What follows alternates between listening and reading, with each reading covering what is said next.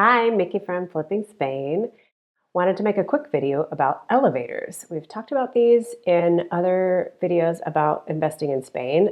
Buildings with elevators and buildings without elevators is a big debate. Obviously, buildings with elevators are preferred by buyers, by tenants, and buildings without elevators it depends on what floor you're on, but I was always concerned about them becoming obsolete as new buildings are built and, of course, all incorporate all the accessibility things you need.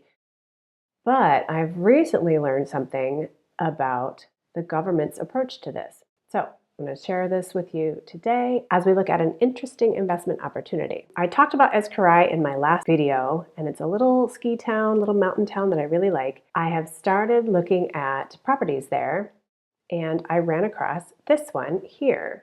So it's a 3-bedroom apartment. It's 105,000 euro. It's a good size.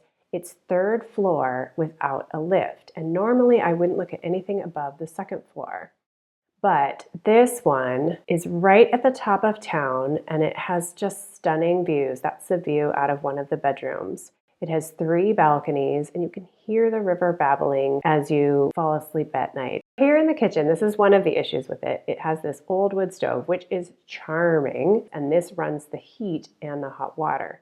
There's a back boiler system and all the radiators have been installed. Apparently it's quite easy to change because the infrastructure is there, just to put a boiler in and switch it out. I would keep the stove just for the aesthetics of it, but it would be great to have another source of heat. So that's one thing that has to be done in this apartment. Otherwise, it's ready to go. This is the living room, which has another balcony back here.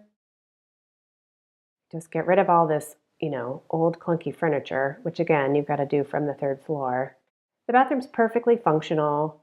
It could be updated at some point, but it doesn't need it right now. Then we have another bedroom with the balcony off it. That's the lovely view. And 2 other bedrooms in the back, which are also both decent size. If you took out the built-ins, you would gain this extra space here, and you could use some well-placed furniture to make the rooms feel even more spacious. Potentially squeeze a small 2nd bathroom or a 2nd toilet somewhere in there as well, but that's more work than we need to do. Here's the outside of the building. It's quite modern. It's in good shape. I like being on the top floor where I don't have footsteps above me, and you don't really share any walls with other apartments. So the catch with this one is it does not have an elevator, but they have already approved the plans to put an elevator in. So the price is lower because it doesn't have an elevator, and the buyer is going to have to pay the HOA contribution for the elevator installation. However, after the elevator is installed, both the rent rates would go up and the value of the property would go up, significantly enough that you would recoup your investment and make a profit. So this is an instance where we could do a project where all we'd have to do is buy it, rent it out, wait till the elevator's installed, and then sell it, and you would make a profit without lifting a finger.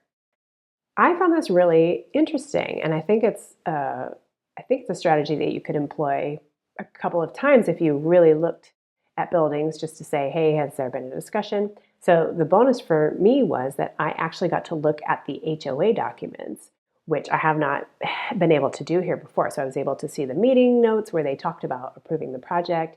They also talked about how they're going to get help for it. So in theory, each owner would pay about 14 grand for the elevator installation, which is not a small amount, but it's a reasonable amount. It's doable within the budget.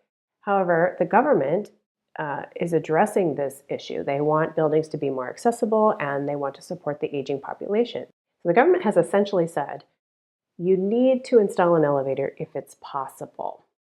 So that's probably putting a lot of pressure on a lot of homeowner associations. But they have said that if you will do it, we will help you, especially if you have people who live in the building that are over a certain age and want to age in place.